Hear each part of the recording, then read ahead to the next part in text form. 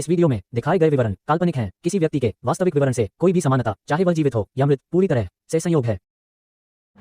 दोस्तों, आज हम आपके लिए लाए हैं कि प्रेरणा ऐप पर टाइम टेबल कैसे बनाएं।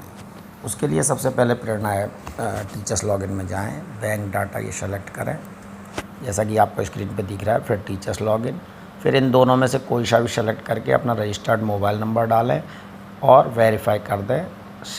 एक OTP आएगा, उस OTP को भर के लॉगिन कर लें। आप लॉगिन करने के बाद आपके पास ये स्क्रीन आ जाएगी।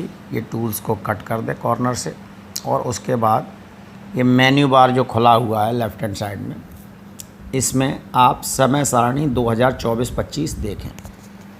समय सारणी 2024-25 ये जो दिया हुआ है, इस पर आप क्लिक कर लें। न्यू टाइम टेबल 2024-25 जहाँ से न्यू लिखा हुआ आ रहा है, इसको क्लिक करने के बाद इस तरीके का इंटरफेस आपके लिए खुल जाएगा। इसमें से आप सबसे पहले ईयर सेलेक्ट करें जो चल रहा है इसमें वर्तमान में, महीना सेलेक्ट करें, ठीक है। उसके बाद आप कक्षा सेलेक्ट करें जो कक्षा आप बनाना चाहते हैं, और सेक्शन के बाद खोजे पे क्लिक करें।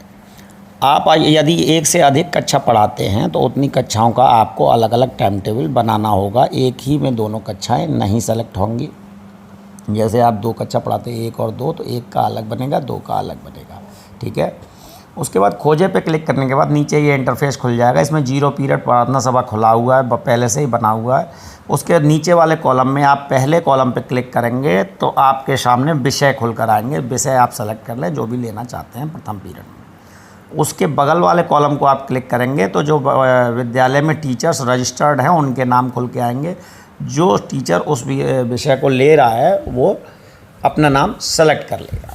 और इसी तरीके से आप प्रथम पीरियड में Monday, Tuesday, Wednesday, Thursday, Friday, Saturday तक सारे पीरियड और नाम सेलेक्ट करेंगे। उसके बाद फिर आप सेकंड पीरियड में 6 दिन, ठीक है। इसी तरीके से आप सेलेक्ट करते हुए विषय और नाम, विषय और नाम, विषय और नाम। एक ही शिक्षक अगर पूरी कक्षा को पढ़ाता है तो आप विषय चेंज करके सारे नाम एक ही जैसे सेलेक्ट कर सकता है। वो अपने ही नाम सेलेक्ट कर सकता है, या एक शिक्षक एक ही विषय पढ़ाता है लेकिन अलग अलग कक्षा में पढ़ाता है तो वो अलग अलग टीचर्स का नाम भी सेलेक्ट किया जा सकता है विषयवार, लेकिन बनेगा एक बार में एक ही क्लास का। ये ध्यान रखने वाली बात है। इसी तरीके से आप 6 दिन 8 पीरियड सारे सेलेक्ट कर लें। सेलेक्ट करने के बाद सारे पीरियड में सारे विषय सेलेक्ट हो जाएं, उसके बाद आप ये रेड कलर से जो आ रहा है इससे आप सारे डाटा को सुरक्षित कर देंगे।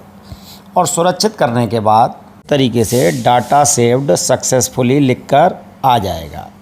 और इसके बाद आप ऊपर जाके डाउनलोड PDF पे क्लिक करेंगे। ये जो राइट हैंड साइड पे लिखा है डाउनलोड PDF, इस पर आप क्लिक करेंगे तो ये फ़ाइल डाउनलोड होने लगेगी।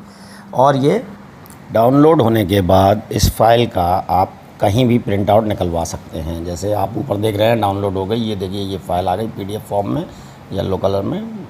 इसका आप कहीं भी प्रिंट आउट निकलवा लें। देखिए अगले माह फिर आपको ये टाइम टेबल अपडेट करना होगा या फिर बनाना होगा। उसके लिए फिर हम वही लेफ्ट हैंड साइड पे जाएंगे मेन्यू बार में, और यहाँ आप देखेंगे, यहाँ देखिए ये न्यू टाइम टेबल 2025-26, आप 25-26 पे क्लिक कर दें। क्लिक करने के बाद फिर से वही ऑप्शन, सबसे पहले वर्ष 25-26, माह अगस्त, अगले माह चेंज हो जाएगा। कक्षा आप वही रख सकते हैं या परिवर्तन भी कर सकते हैं। सेक्शन ABC जो भी हो, ठीक है। इसके बाद आप खोजे पे क्लिक करें। खोजे पे क्लिक करने के बाद आप देखिए खोजे के बगल में एक ऑप्शन आ रहा है सेव एज प्रीवियस मंथ। आप सेव एज प्रीवियस मंथ पे क्लिक कर दीजिए और आपका बिल्कुल पिछले महीने की तरह टाइम टेबल जो आपने विषय और नाम टीचर का सिलेक्ट किया था वो पूरा सेव हो जाएगा। और आप इसे फिर से सुरक्षित करें। डाटा सेव्ड सक्सेसफुली आ गया, ठीक है।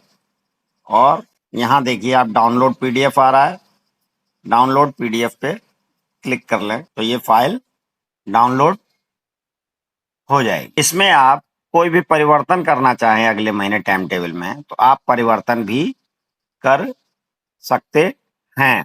डाउनलोड होने के बाद फाइल का आप कहीं भी प्रिंट आउट निकलवा सकते हैं, जैसे आपने पिछले महीने किया था।